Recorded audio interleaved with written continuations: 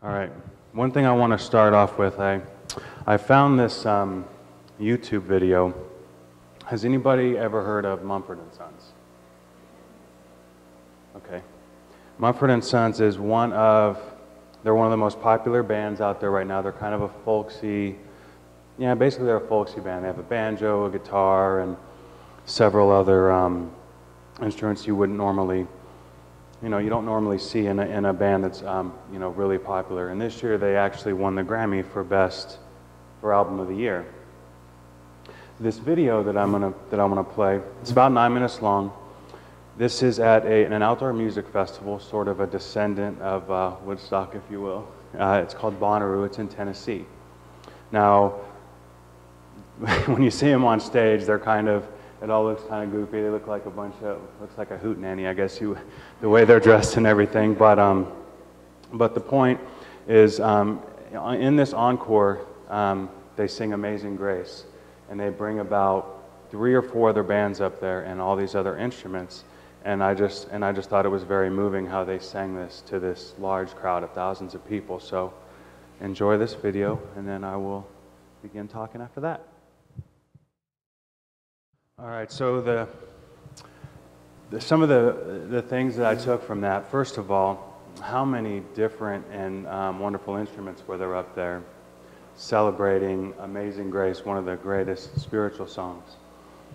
It just shows that there's not just one way to celebrate music, as there's not just one way to, celebrate God. So that tells us a little bit about all the different paths to God.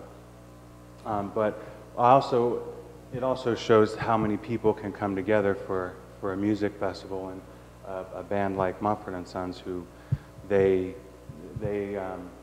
music is very spiritual. And if you've never heard them, you might give some of their songs a try, because they just reach in and they just reach people. I've read a lot of comments on message boards, and people, they've gotten a lot of people through some hard times. I hope you enjoyed that little video. Basically, when I think about unity, I think about all the things that are kind of going on. Like, when I first wanted to come into unity, I see like the division in, say, science and religion or faith. And you talk to a lot of scientists, and they don't believe in religion, and you talk to a lot of people who are deep into religion, and they don't believe in science. But one of the great things that's going on in the world today is that thanks to quantum physics, that was basically started by Albert Einstein, is that the idea of the whole world is one. Now, we in Unity believe that. We believe that we're all one and we're all connected. But in science, they're actually doing experiments that confirm this. And we've watched, at Unity, we've watched this, the movie I Am, and they've kind of showed some different experiments in that way. When I think about that, I found in this book here called The Gospel of Mary. Has anybody ever read this? Wow.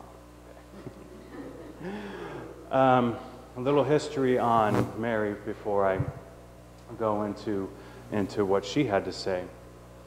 Mary is one of the most disputed characters of the Bible. I think a lot of that comes because of her relationship or disputed relationship with Jesus. And when, back then, women weren't respected very much. And so this was basically hidden. It's written similar to some of the other Gospels, and it wasn't found until 1896. And when they found it, it's almost like, we always say, in God's time, things will happen. Well, this was right about that time, was also when Unity was starting. Women, I think a few decades later, were getting their right to vote and things like that. So it was one of those things where it was probably time for it to come out. It was found in Egypt, and I want to read something. It has to do with this whole "we are one" concept that has been taught by the mystics and sages over the years, but has just recently been trying to be verified by science. And so Mary basically the first 6 pages were missing, and it starts on page 7. And Jesus, somebody asked, they don't know, it just says, "What is matter? Will it last forever?" And Jesus answered, "All that is born, all that is created, all the elements of nature are interwoven and united with each other. All that is composed shall be decomposed. Everything returns to its roots. Matter returns to the origins of matter." And then he said one of those things that you see throughout the Bible: "For those with ears, let them hear." Now, this book has so many things that we talk about in unity. Some of the metaphysics of the Bible, because the Bible kind of presents things in a as they happen kind of way. And in metaphysics, we look at the first cause, or the creation of it all, if you will. So when I think about what Jesus said there, that everything's interwoven, it's like if you think of a sphere, and we're all kind of connected. We all have this like when you have an interaction with somebody, or you have a relationship with somebody, you create like a cord, if you will. And a lot of our cords they're strong, a lot of them. And then if you have like a disagreement with somebody, they become weak. And so when you have these disagreements with people, it kind of weakens you, and as well it weakens them. So as Jesus said, that it's all together. Now, when we come to like, it's easy to say that, oh, this isn't true, that we don't want to believe Mary because there was, it wasn't a part of the Bible, and but in the Bible it says, like in Mark at the end, Jesus appeared to Mary first at the tomb. So she's obviously a very important part of the whole story. And she went and told Peter and all the other disciples that she had seen Jesus, and they said they didn't believe her. And so it's easy to see how her story was pushed on for as many years. Now, when we think of this, how many of you saw the movie I Am? With you guys, most? Okay. In that movie they showed I think it was that one. They showed like an Earth with like energy around it. Do you guys remember that, and how everything was all connected in a web? So if we think about that, and if we're actually all connected, and what we do affects everybody else, then that puts a spotlight on forgiveness. Now, when we're talking about what Jesus said about us all being interconnected and interwoven, it was also He who said, as He was hanging up there on the cross, He said, "Forgive them, they know not what they do." Now, I don't know about you, but to me that is probably one of the greatest statements you could ever say. I'm up here. If you guys were the ones that were trying to crucify me, I'd be looking at you with all the hate and spit and throwing rocks, saying, "Father, forgive them." So, how do we use that in our own lives? Well, one of the ways I have done this for myself, tell you a story the best I can, and probably not one of the easiest things to say, but I don't know, I feel like I should say it anyway. I was 17, and I was living with my guardians, and basically I had moved out of my house because I grew up in a very, as people would call it, a broken home full of abuse, alcohol, and drugs and things like that. And I kind of had developed an anger problem. Well, the people I lived with, my friend's parents, they got a little worn out a little bit, so they wanted me to go to a counselor, so they gave me this form to fill out, one of those medical forms where they check, where you have to check all these. Is that better? Too loud? So they gave me this form, and I had to fill out all these things about my medical history, my psychological history, and all that. And I'm kind of going through the form, kind of making fun of it, like, oh yeah, there's nothing wrong with me, I know everything. And I'm filling out all these lines and checking the boxes. And then there was a line that said, "Were you abused as a child?" And I was like, "Well, yeah, we all know that, you know." And then the next one asked if I was sexually abused, and I just checked the box, then because I'd been reading them all out loud, and I didn't read that one out loud. I checked the box, and then I read the next one and started playing around again. Well, my guardian, her name was Gloria. She kind of she goes, "Wait a minute, mister, what was that?" She goes and reads, and she goes, "We're going to get you to a counselor right away." So I go to the counselor, and this is something I didn't really want to. I didn't really want to talk about, but they wanted to dig it out. They wanted to dig it out.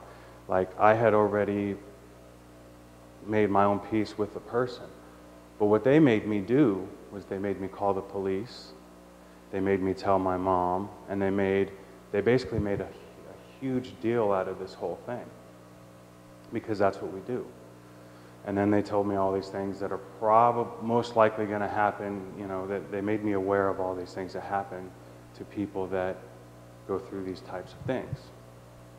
And so, most people who go through those things, like, any kind of abuse, wind up being abusive. They wind up abusing drugs. They wind up having terrible relationships. And so I was made aware of all these things. And then, not that it's a bad thing to have to go through, but what they did was bring it all out, and they just created complete division and strife within our family, because my mom was still with the person. And then now our first reaction to this is, well, yeah, that person should pay for what they've done, I mean, this was 5 years later, though. Now, I believe, and I think we all probably believe the same thing, that God has the universe, God has penalties for every type of, I hate to use the word sin because that's so misunderstood, but for every time say you harm a child, right? It says in the Bible, do not harm any children.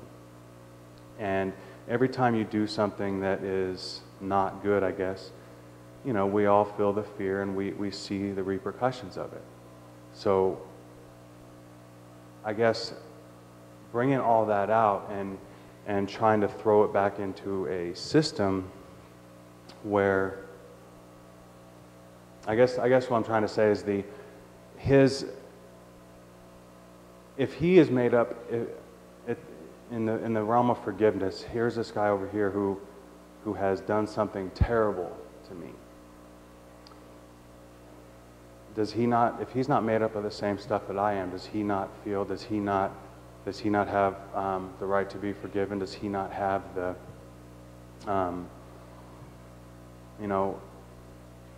should he not be given another chance? So when I look at that, and I look at how we operate in life and like in our society, the first thing we want to do is put all these people away. If somebody hurts somebody else, we just put them away, and we don't really teach them forgiveness. We just kind of lock them in a cell, and we want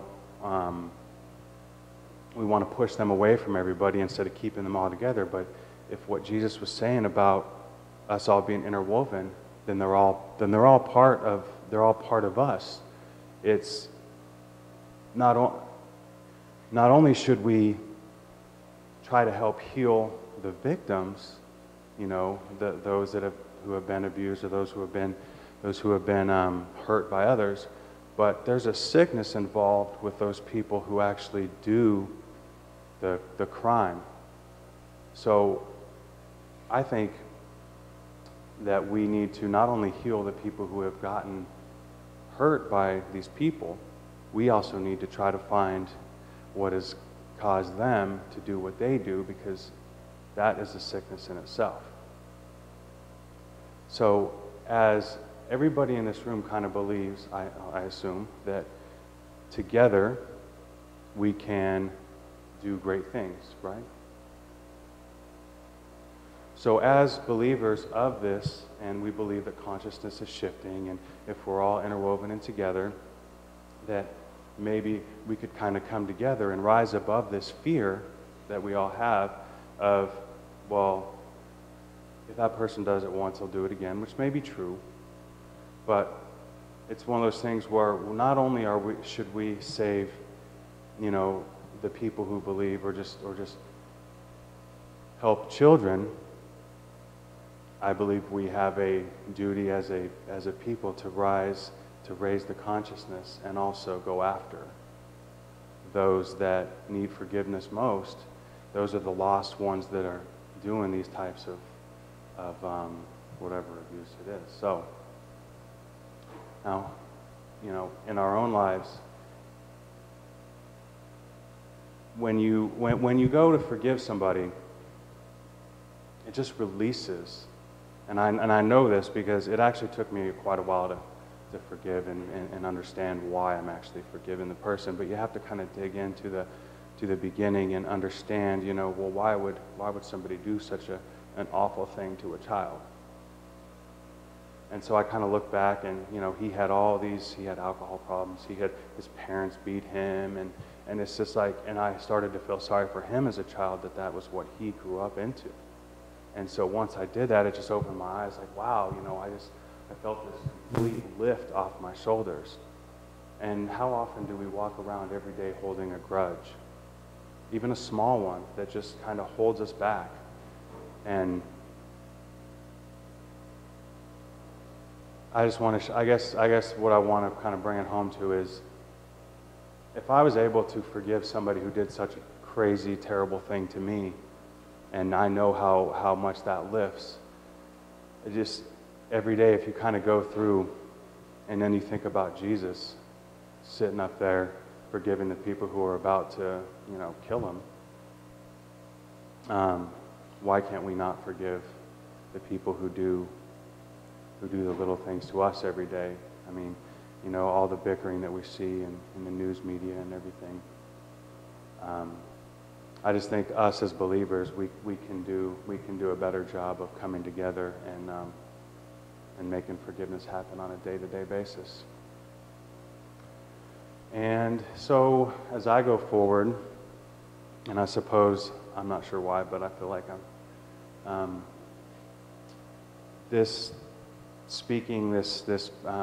giving sermons, if you will, and trying to motivate people to move to a higher level of consciousness is something that I have decided that I'm going to dedicate my life to, because of all of these. That story that I just told you, I have many, many more like it, so I can probably delve on them. And as I get better going forward in speaking, they'll come out. But that's, I guess, when I think about what I want to do for the world, I want to take what I've learned and move people and try to move people above this fear that we have that puts us in places of security, and we try to hide from the rest of the world, and we don't need to do that. If we have faith in God, we just don't have to put ourselves in a box. We don't have to fear our neighbors, whether they be the guy next door or the country next door. I mean, that's not what faith is all about. I think together we can move in a direction of just rising above fear and using forgiveness as the tool. So, that's it.